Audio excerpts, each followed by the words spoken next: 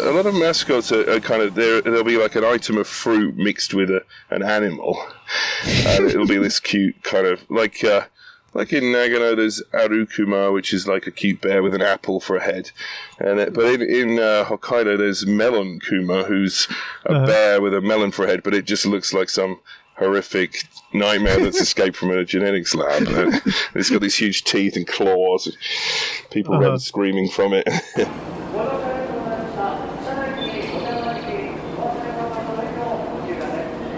Hey, welcome to Japan Station. My name is Tony Vega. Alright, so it looks like episode 6 was quite popular. I was not expecting the spike in listeners that we got. But hey, that's great. So maybe that's just due to Geshin's magic or somebody leaving a link somewhere. I have no idea.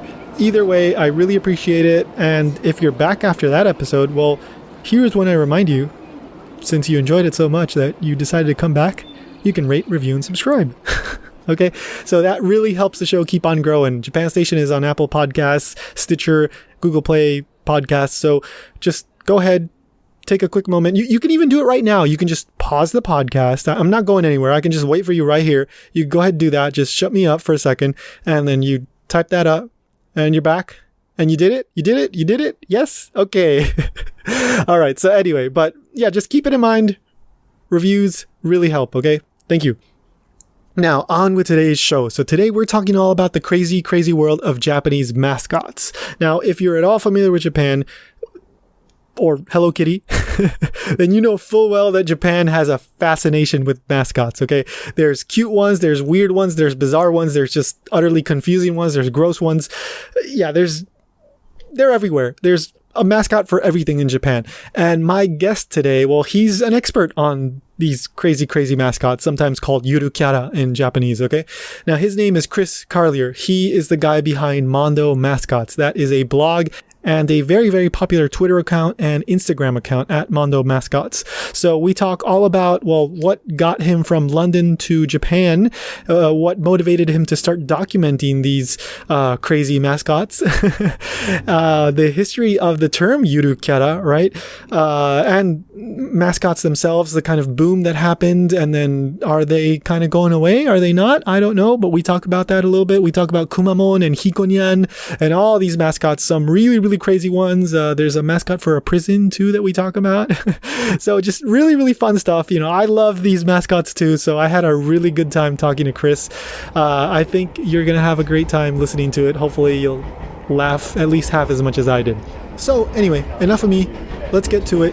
Here is Mr. Mondo Mascots, Chris Carlier.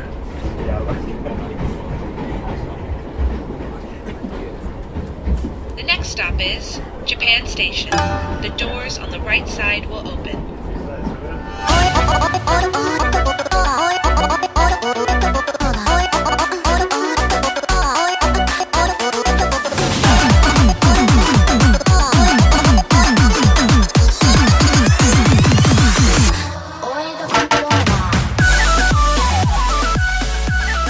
I guess I'll start at the beginning.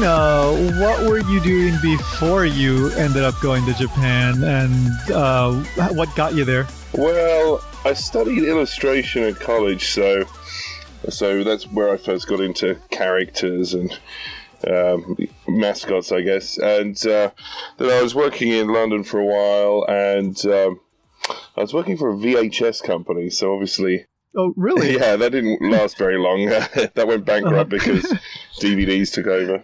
And, So was that like cover art kind of stuff, or actually, what? No, not really. I was more, I was doing that on the side and hadn't really, my illustration career hadn't really taken off at that point. And oh, okay. But I ended up without a job, and I saw an ad in the paper. This all sounds very old-fashioned VHS ads in the paper, but in the paper, yeah. Yeah, and it said, do you want to teach in Japan? So I thought, oh, well, that's a good opportunity to travel. So I came to Japan, and that was a long time ago, and I've been here ever since. That was like early 2000s? Yes. Oh, okay. Quite a while ago. Yeah, and so you get to Japan, and you're teaching English, and like, when did the whole mascot thing come about? Well, I mean, ever since I've been here, I've noticed all the faces on the signs and on the posters wherever you go. But the costumed ones, they only seem to have been around for 7 or 8 years. I think I didn't see many before that, except for the sports ones. Right. So was there a moment where you like kind of discovered them and then you decided to like start taking pictures of them, documenting them? Well, I'd always been excited by them, but then once I kind of found myself at a gathering of several mascots, and I thought, wow, this is amazing. There were about 100 of them in a park near the Tokyo Skytree, and I was walking around taking pictures of them all, and then after I got home, I wanted to post the pictures online, but then I had to look up who each of them was, and I ended up going down kind of a rabbit hole, researching all these different characters, and then you find out about all these other different ones at the same time. Yeah. Before I knew, I was hooked. Well, I think like me, I write about them too on the website. Yeah, and their backstories and the little details are kind of those things that make them memorable, right? Yeah, I remember reading one you wrote about a kind of ugly bulldog mascot. Oh yeah, that's been a while. Yeah, it was based on the local mayor. Oh yeah. But since then, in the news, that guy has been fired for sexual harassment. I didn't know that. So now the mascot, the axes hang over the mascot's head too, I guess. Wow. Thank you. I didn't know that. Yeah, bit of an update to that story. So, what? I guess you started the Twitter account first, and then the blog, or how did that work? I can't even remember which I started first. I've got an Instagram account too, which I've had for a while. That might have even been when I started first, but yeah. And the blog, maybe the Twitter first. The Twitter is the first one to take off. People seem to be more interested in my Twitter account than my other accounts so far. Right. Around when was that? That was probably only about 2 years ago, 2.5 years ago. Wow, it really took off. Yeah, suddenly, just people. I mean, I take no responsibility for it. It's more the mascots themselves that are winning. Yeah, but I mean, you do an amazing job at documenting all these things, because whenever I find one out and then I start looking into it and I go, oh, well, you already got it. Oh, yeah. Well, sorry about that. Yeah, No, that's great. I check the news every day or two. Although, the good thing about Twitter is you only need a certain number of characters, and that's usually about all that I've managed to find. So usually the amount of information I have is enough for one tweet, and so it's quite a good format for it. So could you go into a little bit about the history of, I guess, because there's Yuru Kyara, there's Gotochi Kyara, and then there's kind of mascots, I guess is a general term for everybody. Yeah. Like, how did that all come about? Well, Yuru Kyara, that term was coined by a cultural commentator. I think it's called Jun Miura. I may be getting that totally. I think so. I think I was just reading about that today, actually. He brought out a couple of books probably about 10 years ago, mainly just having fun, kind of looking at very amateurish costume mascots that just are kind of charming and funny because their design is so simple, or they're so strange or obscure, and then that term sort of has become popular and everyone says it. Although he's copyrighted it, so I don't think you could bring out. Really? Yeah, I don't think you could bring out a book called Yuru Kyara. Wow. Yeah, so and Gotochi Kyara is that's specifically the regional mascots, right, for towns and cities, and that kind of blew up with Kumamon. Yeah, he's like one of the biggest ones here. Although, it's basically a black bear, but apparently, officially, it's not a bear. Oh, really? Yeah, it's a kind of mysterious monster shaped like a bear from Kumamoto. Okay. Well, the thing that always gets me about Kumamon is that his face looks like he's eternally surprised. Yeah. Yeah, very blank expression. I guess that makes sense because you got to put these costumes in all these different situations, and then if they're smiling, and then I don't know, if something horrific happened, like an earthquake, Yeah. and it's still smiling, it wouldn't look too great. So I guess they have to be prepared for all different situations. Yeah. So Kumamon, well, what about Hikonya, right? Yeah, well, Hikonya was first. Yeah, that one, that's a sort of samurai cat that's the mascot for Hikone Castle. And I think if you go there, it's there every day. So tourists go there and get pictures with it. Even now, so if you're a tourist coming to Japan, if you go to Hikone Castle, you can meet Hikonyan. Yeah. That one got really popular. I just read yesterday that it got 12,000 New Year cards this year. They're still getting New Year's cards. Yeah, but apparently it was 16,000 last year, so Oh, okay. his appeal is in decline. But yeah, the after those two became big, then every town in the country wanted to have a mascot. They're hoping that their town could make it onto the map by having a popular mascot. So there's kind of a mascot gold rush, a Yurukana gold rush. But that's kind of slowed down recently because I think literally everybody tried it, and now they're moving on to different things. Right. Yeah, now there's like the regional idol groups and that kind of stuff, right? Yeah, and YouTubers. There's virtual YouTubers now where people animate these characters on YouTube. Right. But then people have started making costumed versions of those now, so... So they dress up as the virtual YouTubers? Yeah. I've seen a couple of those just recently. That's kind of a new phenomenon. Interesting. Yeah. So I read that it peaked around like 2015? I'm going by the statistics. So there's the Yurukara Grand Prix, which is there's no racing involved. It's just a contest to decide who the most popular character is, and people can vote online for a couple of months. And around 2015 had the biggest number of entries. So I think there were like 1,600 or something. 1,500 maybe, but there were a lot of mascots entered into that contest, and but the numbers sort of declined since then. Mm-hmm. And then, of course, this year, that contest, there was a big scandal because... Yes, I was going to ask you about that. Yeah, there was some kind of vote fixing.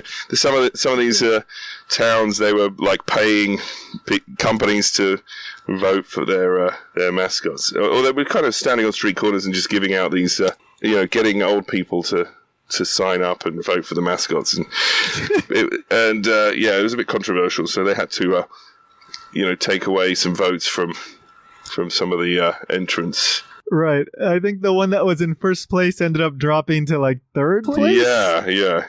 But all seems to have been forgiven because I've been to a couple of events since then, and that mascot's still walking around and is still quite popular. I mean, that one is quite popular anyway, and probably would have come in the top 10 anyway. So was that what was the name of that one? Konyu-dokun. Oh, Konyu-dokun. Yeah. Right.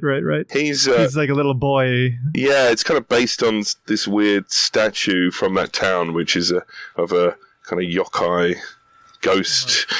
That, but it doesn't really look anything like that. It's because that thing's got a really long neck and this long tongue, and it's quite scary. And they somehow made a cute version of that for their mascot. And that I was reading about that today, the scandal, and there was this great quote by the chairman. That he said, like, it's no longer a silver bullet to have your own Yurukara, something like that, right? Yeah. Probably, that's probably a black mark against the name of their town. Being caught trying to fix the vote, it's ended up backfiring massively. All right. So, speaking of just kind of crazy things, Yeah. what are some of your favorites or just some notable ones? Well, yeah, I like a lot of I do like the strange, weird ones. Yeah,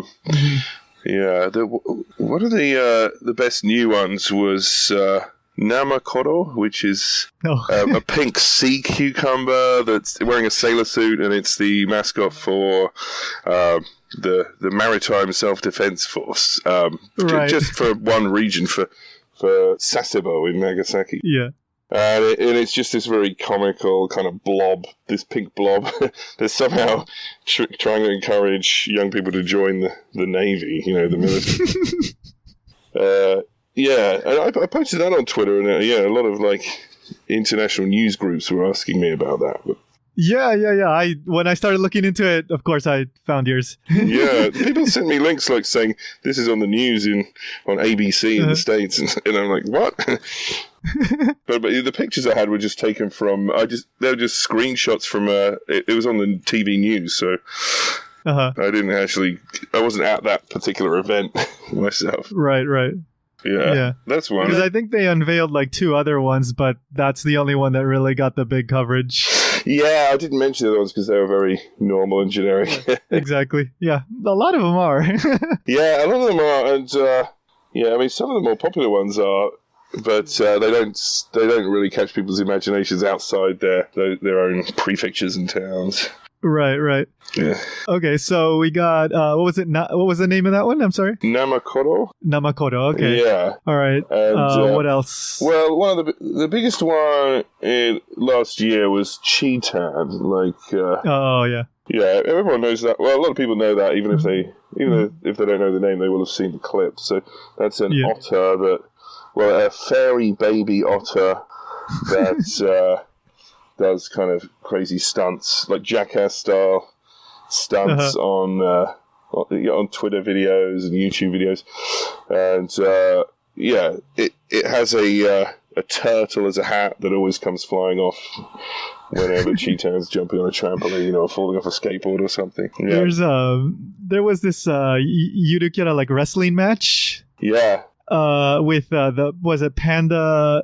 What's the one? The giant panda one. Oh yeah, Andre's a giant panda. Thank you. Yeah. Yeah. Yeah, and Cheetan was in that one, and the whole time, Cheetan was just with a bat and doing crazy stuff. Yeah. That's funny. Yeah. That was a great one. Yeah. I think Andre's a giant panda just headbutts Cheetan, and Cheetan kind of collapses. Yeah. Have you seen the giant panda one in person? No, that one's based in Hokkaido, and I've got to go up there if I want to see that one. Yeah, I need to go up to Hokkaido just for a mascot event, because that's where all the craziest mascots are. Yeah. There's a lot of really weird ones up there. There's because I guess the conditions are harsher up there, so a lot of mascots are kind of there. There'll be an item of fruit mixed with an animal, and it'll be this cute kind of like in Nagano, there's Arukuma, which is a cute bear with an apple for a head. But in Hokkaido, there's Melon Kuma, who's a bear with a melon for a head, but it just looks like some horrific nightmare that's escaped from a genetics lab. It's got these huge teeth and claws. People run screaming from it. I've seen that at a couple of events, and I feel sorry for whoever's inside the costume, because just kids run over and start attacking it and punching it. Oh, really? Yeah. That happens to a lot, actually. The kids really like punching and attacking these characters. Wow. I thought that was just in the US. Yeah, I guess it's everywhere. But Hokkaido has the strangest mascots. And Cheetan, I did go to a couple of events, and I did manage to meet Cheetan and get some pictures with Cheetan, and but that character was originally the mascot for an actual otter. Right. Yeah. So there's it was really popular on Twitter or something like that. Yeah, there was an otter that had 1 million followers on social media or something. So they made a mascot which was Cheetan, and then now Cheetan has a bigger following than the original Cheetan, the real otter. It's just ridiculous. Yeah, very very strange, convoluted backstory, that character. Yeah. Yeah. So Cheetah, all right. Any others? Well, some of them just grabbed my attention just because they're mascots for just strange things like prison mascots. Right.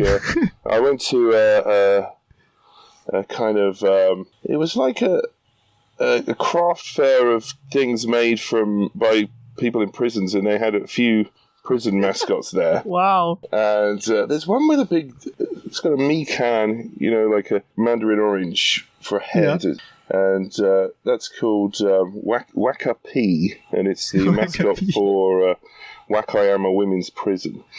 And it just seemed absurd to have a cute mascot for a prison, but yeah, I don't know what the point of that is. I guess I've had several justifications for it. Like one, if kids are visiting, the costume could put people at ease. Sure. Yeah, and then it actually makes a lot of sense. Yeah. Yeah, and just sort of to make the place less intimidating for local kids, to make the institution less scary. But I think a part of it is, I think this might be a bit unrealistic of them, but I think they're hoping that everyone in the prison will club together and act like a team, and and the mascot's like a cheerleader for this team of inmates, but. They might be a bit optimistic with that, but yes. But that's one that struck me. Someone was mentioning on Twitter, like they took like orange is the new black too literally, and that's why it's got an orange for a head. Right. Yeah, I don't know if anyone's. I wonder if one of the inmates could stage an escape attempt using the costume. That'd be quite a story. Yeah. Let's see. Who else do I like? I'm thinking about ones that made a splash last year. There was some of the more established mascots. They often unveil kind of new sidekicks who like.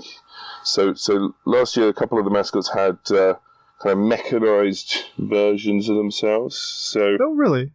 Yeah, like there's one mascot called Nebaru-kun, who's... Oh, yeah, I know Nebaru. Yeah, like a big stretchy blob of natto, which is kind of fermented soybeans, for anyone who doesn't know. And that mascot, it kind of stretches to like 9 feet tall. But they made a kind of robot version, a sort of silver one. Oh, I didn't know that. Mecha Nebaru-kun, yeah. Oh, jeez. Yeah, it kind of appeared. It's only appeared once, as far as I know. But then another mascot, the sort of Shinagawa cable TV mascot called Shinagawan. It's a dog. Okay. Also released a mecha Shinagawan characters. It's a robot dog. So, I'm hoping that's some new thing that's going to happen with all the mascots this year. Like, it'd be nice if there's.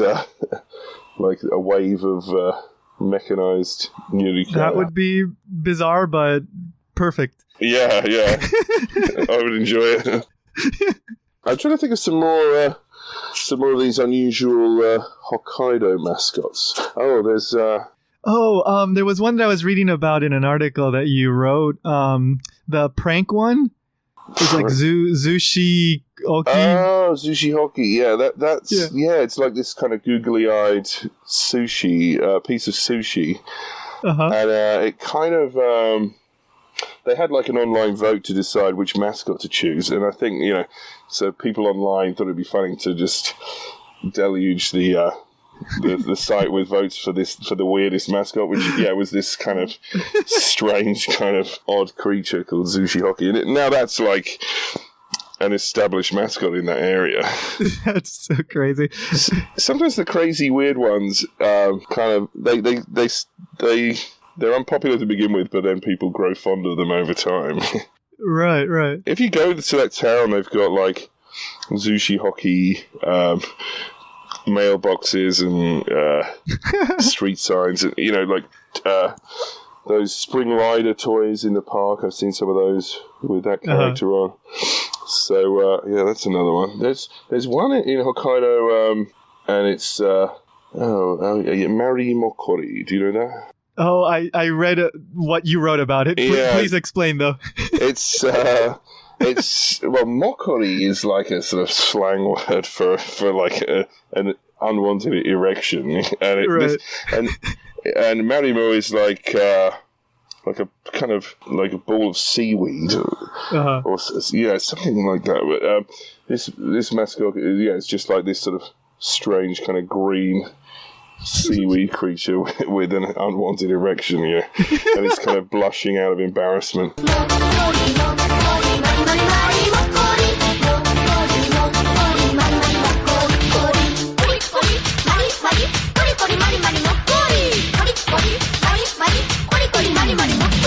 That one was kind of made as a joke, but then it became quite popular. That's very much an unofficial mascot. The ones that are paid for by local governments are not quite as weird as that. But then, it's, a lot of towns have unofficial mascots, like Funashi.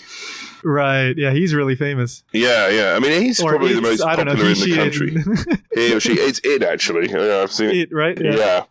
It's and Funashi is that's when I've been to events like Funashi gets this kind of rock star style reception from the crowd. Everyone's kind of screaming and jumping, and these big crowds come. And he's it's an official, an unofficial mascot. Like the official mascot for the town is quite boring and has been totally overshadowed by the unofficial mascots. So I think whoever made Funashi went to the city hall and offered that mascot, as the local mascot, and they said no thanks, and they went with Funayamon, which is just this tradesman character. It's just a guy with glasses, and it's a very kind of unmemorable character. And then of course the unofficial one became huge. Yeah, it's like turning down the Beatles. Yeah, exactly. Yeah, somebody definitely got fired from that city hall. So this mascot, is a pear fairy, but it's also like the leader of a rock band. What's wrong with the character doing things right? You should be Sings in a rock band. It sounds a bit like the singer from Bad Brains, actually. I don't know if you know Bad Brains. I do not, but I'll look him up. I just noticed that Funashi's singing reminded me of someone. I finally figured out who it was, and it was the singer from Bad Brains. But and that's got and Funashi has a whole mascot band, with a guitarist and a bassist and a drummer. The drummer's cool as well, like Nyango Star. Oh, yeah. Nyango Star kind of went viral earlier this year. Somebody posted a video of Nyango Star playing drums along to a kid's song, like the Ampad Man March. Oh, the Ampama one. Yeah. Yeah, and then going totally crazy and rocking out, and that went pop. That was kind of went viral. Yeah. Shortly after that, I saw Nyango Star in a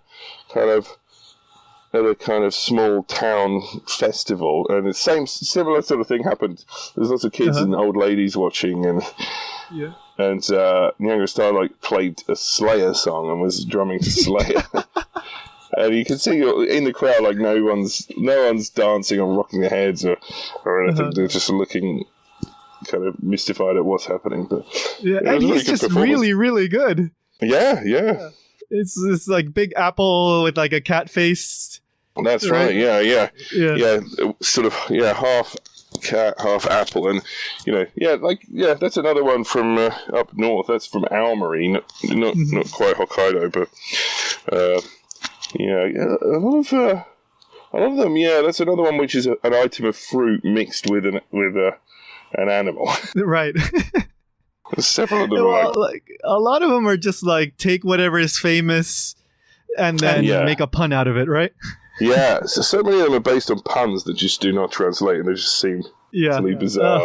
Yeah, when I'm writing, sometimes it's like I have to write a whole paragraph to explain why this is funny, and then when you explain it, it's not funny, right? Yeah, that's a hard thing to do. Yeah. I quite often just don't even. I just leave it up to people's imaginations when I'm tweeting about these things because there's not enough space to explain it. Not in a tweet, yeah. Yeah,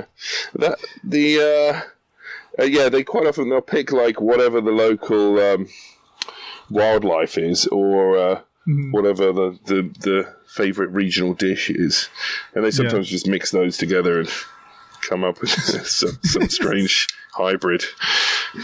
Would you say you've learned a lot about either Japanese language or culture through like all you do looking into these mascots? Yeah, definitely. Like my kanji has gotten a lot better. I've been Right. because now because I'm reading up on all these mascots, and I'm all the different prefectures and towns. Like I know I can recognize the names without having to look them up now. So that's good. Yeah. And definitely about the geography of the culture of the country. And I even know what a lot of obscure towns, what their what their favorite local dish is, and what animals they have. So yeah, it's been, They're good mnemonic devices. yeah. It's sort of taught me a lot, and I do go to events to kind of track down these mascots, and usually the mascots are just appearing as kind of part of a summer festival or something, and I end up kind of exploring the area, or I experience a lot of other things while trying to find these mascots. So Right. that's good too. So you live in Tokyo, right? Yeah, just near Shibuya. Have you ever run into or seen the pink poop one?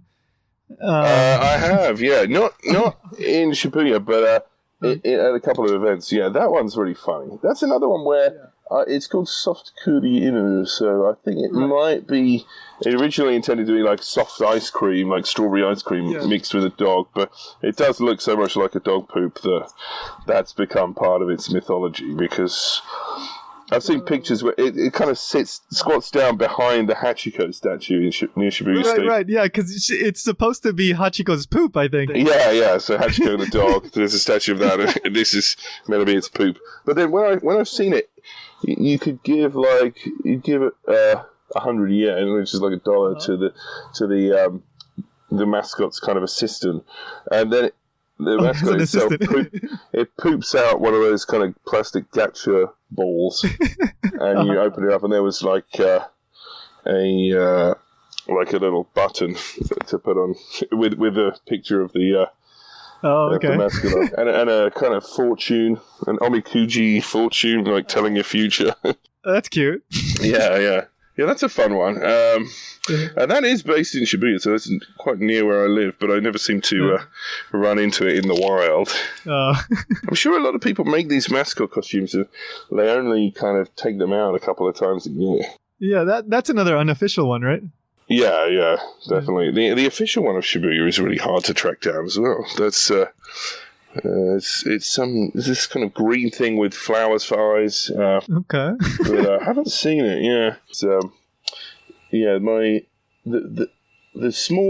kind of small region that I live in. Well, I mean, I live like a stop away from Shibuya, but the station I'm at does have its own mascot, which is they don't even have a costume for it. It's very obscure. And then a little down the road, there's another one called Sanchawan, which is like a dog with a tea bowl for a head. Okay. And I see that one all the time. Right, one like a bowl also means one. Yeah, that's another pun one. Yeah. Whenever I go to Sangenjaya, if you go to Sangenjaya on a Sunday, you'll quite often see that one walking around. So I've seen that one a ton, but it never goes anywhere else. It doesn't. A lot of them travel all over the country. A lot of them just stay where they're based. Yeah, like Kumamon he's everywhere. Yeah. He's been in Hawaii where I'm at. Oh wow! Are there any mascot events there? Well, like I said, Kumamon came one time like 2 years ago, and then there's actually a mascot here called Honupi. I don't know, have you ever covered that one? Oh, okay. I've seen that one. Yeah. He's cute. I mean, yeah. I wasn't sure if he was there or if he was over here to promote tourism to Hawaii. Well, he probably does both, but I did see him at an event here once. Yeah. And was it mostly Japanese tourists? It was an event that was mostly populated by Japanese people. Right. Yeah, that's a good one. Like a turtle, right? Yeah, it's like a turtle because Honu means turtle in Hawaiian, Ah, and then ukulele because Hawaii, of course. So right. but it's cute. It's cute. I thought it was from Honolulu. Yeah, but Honu, yeah, it comes from Honu from turtle. Yeah. A lot of them have these multi-layered puns with... Exactly, yeah. I mean, I'm sure they probably went for Hon because of Honolulu as well. Yeah. Hey, sorry, so the audio cut out for just a couple seconds, but we're going to jump right back into the conversation, and Chris is going to be talking about another pun-based mascot. This one is for the Japanese embassy in Thailand. Thai embassy called Muay Thaishi. Oh, really? And it's got like about 10 puns in the same name, because you got Muay Thai, so it's kickboxing, but Right. it's Thai from Thailand, but it's also Thai, which is a kind of fish Oh, bream, I think. But it also Taishi is our ambassador. right. So it's a kickboxing. That's right. It's a sea bream. It's a kickboxing Thai sea bream ambassador. But yeah, I was quite impressed by the level of punning in that one. I'd love to be in a meeting when they're planning one of these things. Yeah. A lot of them, they just put the ones for smaller towns and villages. They'll put an ad on the town websites. It's a contest, so the winner gets 100,000 yen or something, Right. which is like $1,000. But I've entered a few of these. Oh, really? I've been setting up my designs because I thought it'd be fun to. If one of my creations is walking around in some small towns. That'd be awesome, yeah. Yeah, so I've entered a few. I'll do another one in the next couple of days because there's another deadline coming up. But I haven't won any yet. If I get any in like the top 10, and they ask the public to vote, then maybe I can put it on Twitter and I might have a good chance. Yeah. And like worst case, you just do unofficial, right? Yeah, You go Funashi. I've been thinking about that too. Yeah, I don't know if I could ever afford to make one of those costumes. Yeah. They're like, they can go up to like 8,000, 9,000, some to $10,000, something like that. Yeah. I've been meaning to go to. So I've been attempting to sort of cobble together a book about all this stuff. And, So I've got to go to one of the kind of little factories where they make those costumes. Oh, that's awesome. And I'll probably go to one of there's like a school for performers. So you put on Oh, really? Yeah, I think it's called Choco or something, and it's in Tokyo, and you can go for a day or two, and they teach you all these poses and moves. Yeah. I mean, I think I'm 6'5" though, so I don't know if I'm going to fit into any of these costumes. It'll be like your ankles are sticking out. Yeah. There's certain kind of no-nos with these characters. Like you're not supposed to show any human skin, right? So you got to cover up all your ankles and your hands and your neck. Mm-hmm. Yeah, so I don't know if that would be possible for me. Unless I got some very stretchy costumes. Oh, you can go the Andre the Giant Panda route, I guess. Yeah, maybe that's one character I might be able to fit into the costume of. Yeah. If I did end up making one and wearing it myself, I guess it would probably be about that size. But yeah, I don't know if I would ever be a person walking around in one of those costumes. Yeah, it must be really hot. Hot and just really hot to move around in for most of them, at least. Yeah, no visibility as well. I don't know how they can see where they're going. I think this past summer I was in Fukuoka and there was one. It was a cat. I think it was a Sanrio style character. I can't remember the name, like Tama-chan or something like that. Oh, I think I know which one you mean. Yeah, and she has like a really, really big head. And there was like a group of 4 or 5 people around it, like protecting it. As it walked around the store. I've seen that one. That's got a really long name, and I can't remember either. His name is like half a sentence, but it's like Uchino something. Oh. Uchino Tama-chan, but it's like a really something like that. Yeah. Yeah, but much longer than that. Yeah. Yeah. But I've been looking into that. There's because a lot of my favorite characters are unofficial, so that means some local eccentric has kind of designed the character, made the costume, and they've taken upon themselves to just go out in the costume and interact with people. But I think, some of them make a decent living from that. They appear at events, they sell T-shirts and toys. Right. They make YouTube videos and get money from that. So, that might be a fun thing to do. Do you think the things are going to continue to kind of shrink a bit until it kind of levels out? Maybe. I mean, maybe this... so... There aren't as many new characters emerging these days, but the kind of established ones don't seem to be going anywhere anytime soon. Like, right. Yes, a character like Kumamon seems to be, he's going to be around for a long time. Yeah, and especially the local ones where they're made by the towns or the cities. They're not paying anyone to use that character every time they put it on a sign or whatever. So. Yeah, there's no reason for them to get rid of them unless they become unpopular. Right. But I think maybe this the instance of just random people making costumes and making their own YouTube videos and doing the whole virtual YouTuber thing. I think that might be growing. Right. There are a few new ones just in the last couple of months. Yeah, there's a Bakegoro, which is like a ghost. It's from somewhere in Chiba.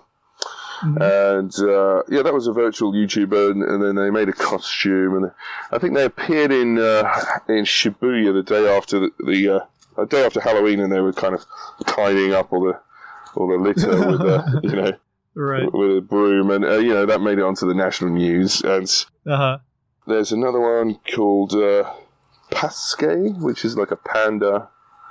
Mm-hmm. Although Pasque, there's a couple that are just trying to do exactly the same thing as Cheetan, and it's a bit too obvious what they're trying to do. Yeah. So I think they need to have some originality, right? If they want to get popular. Huh. Yeah. So the visit to the place where they teach the people in the costumes and the visit to the factory and all that, you're planning that for perhaps a book? I'm thinking of I'm trying to put a book together. I don't know what it's going to turn out to be yet, but but I've got to look a bit deeper into it. Yeah, go and try on the suits and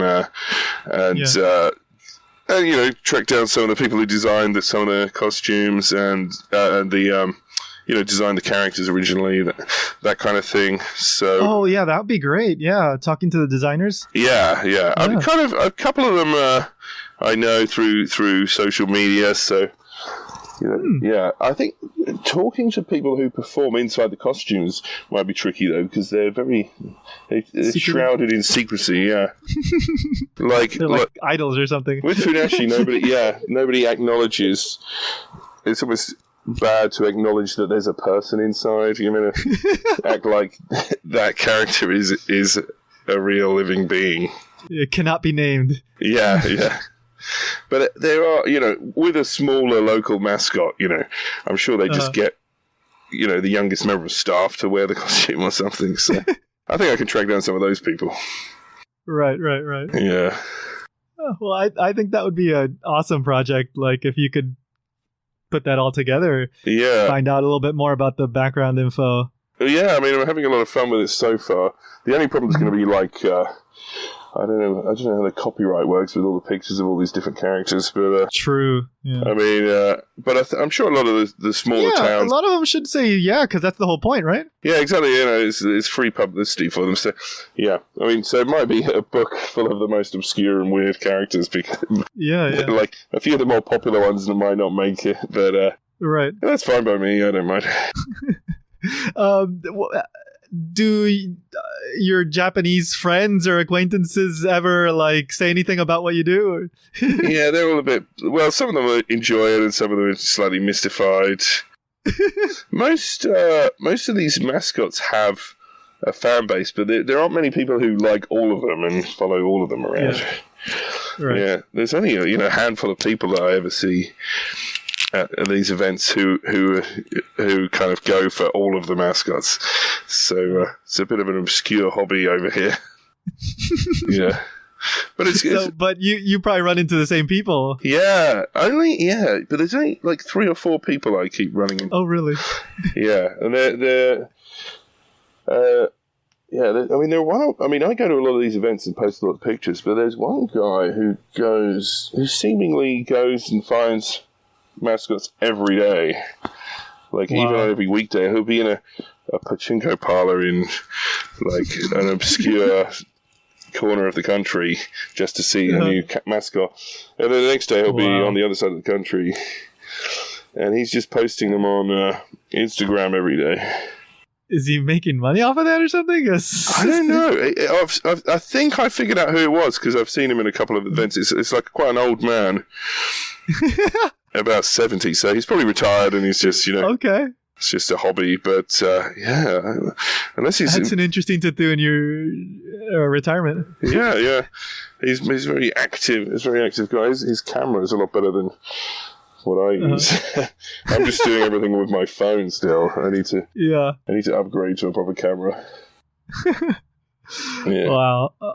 Well, Chris, thank you so much. I laughed a lot. Yeah. Thanks for having me on. I've enjoyed it. So remind people where they can find you. I'm on Twitter as Mondo Mascots, and my blog is mondomascots.com. And I got a Instagram, that's Mondo Mascots too. Yeah. Oh, and YouTube, right. But I don't update that very often. Yeah. Okay. Yeah, me either. Mine either. Yeah. Anyway, I hope you get to those interviews and the book and everything. I'm really looking forward to that. Thanks a lot. All right. Awesome. Thank you. Okay. Bye-bye.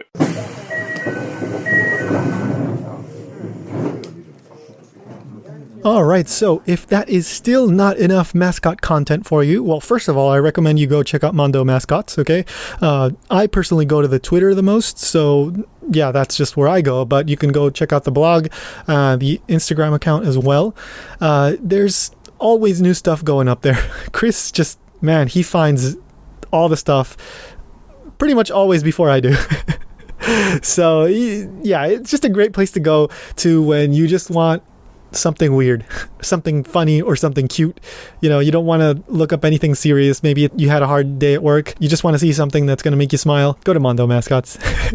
It's really fun stuff. Also, you can go to japankyo.com. Now, I love writing about these guys too from time to time. I've written a few. So, for example, there's one that I wrote about Paiko. Now, Paiko is a giant bird mascot with giant breasts, and she's got like sexy legs. She's from this planet that has no men, and so she comes to Earth to find a man, especially one with money, I believe, if I remember correctly. And there's a whole music video of her dancing, and yeah, it's just weird. She's actually the mascot for a restaurant that serves ramen. So you can go ahead and look that up, Meet Paiko, or just Paiko on japankyo.com, hit the search, or you can go to Google.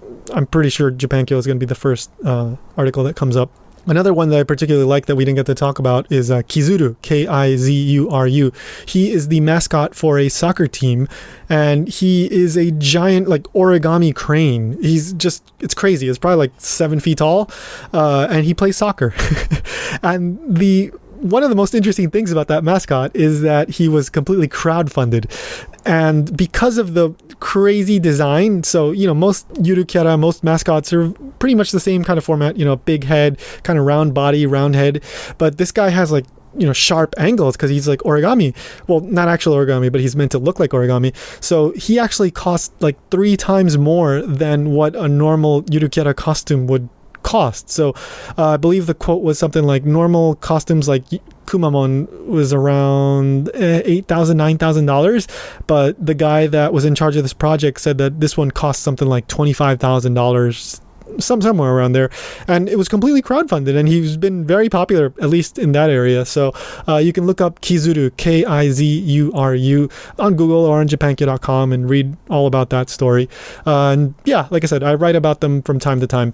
Also, if you're curious about all of the mascots that we've been talking about today, so if you want to see what they look like, or if you want to hear those songs that I intercut in the interview, so the Kumamon or the Hikonya one or the Marimokori one, you can go ahead and check out the show notes. So go to japanstationpodcast.com, click on episode 7, and you're going to see all the music videos and some images of probably most of the mascots that we talked about today. That Mari Mokori song is just incredibly catchy, so just be warned, when you listen to that, it's going to get stuck in your head. It's still stuck in my head. It's ridiculous. But yeah, it's great stuff. So definitely go check that out. If you want to get in touch with me, you can do so via the email, which is mail@japanstationpodcast.com. You can ask me questions or leave me a comment. Might read it on the show, or I might just answer you directly. So yeah, go ahead and do that. You can follow on Facebook and Twitter. On Facebook @Japankyo, on Twitter @Japankyo News. That actually reminds me, something I forgot to say. Tama-chan. You remember how we were talking about Tama-chan, that big-headed cat with the tiny body that I saw in Fukuoka? So that cat is named Tama-chan. And the name that we were trying to remember was Uchi no Tama-chan Shirimasen ka. So I believe that's the title of an anime. And literally it means, do you know my Tama-chan? And that's the name that we were just blanking on. But I took a video of that cat mascot walking around the store in Fukuoka and just, well, it's more like waddling around, just shuffling around. And I put that on Twitter, so you can go ahead and check that out at Japankyo News, or you can just go to show notes. I will embed it there too, so you can watch that video. It's really funny. A little sad when you imagine like the person in there just kind of struggling, making sure they don't fall over, but mostly funny and cute. So you can go ahead and check that out. Also, so thank you as always to You Know Me. Really appreciate the opening and closing song. You can find links in the show notes as well. Now, quick note about the next show. The next one is coming out February 1st, or a little bit before that actually, because I'm going to be going out of the country. Well, actually, I'm going to Florida first, and then Peru for a couple of weeks at the beginning of February. So I'm planning to release that maybe January 31st, right before I leave. I just want to get it out, so make sure you guys get that episode. And the next one is going to be on the history of shoujo manga. It's very interesting stuff. So if you don't know anything about shoujo manga, you're going to learn all about, well, where did this genre of manga, which was mainly for girls at the beginning, where did it come from? How did it evolve? What is the role of Osamu Tezuka? So really interesting stuff, and I'm working on a whole bunch of other episodes which I am very excited about, so but that's coming soon. Oh, and one thing, there might not be a February 15th episode since I'm going to be out the first couple weeks of February. I may not have a chance to edit the episode, so sorry. We'll see. I'll try, but I may not be able to. Anyway, stay tuned to social media. I tend to post the release dates and all the extra details about new episodes on Facebook and Twitter at Japankyo News. Okay, so that's it. Enough of me. As always, talked way too much. If you're still around, I commend you for sticking all the way to the end. I truly do, because I know I go on and on. Anyway, so yeah, go ahead, rate, review, and subscribe, and go find your miniature pony. Just do it!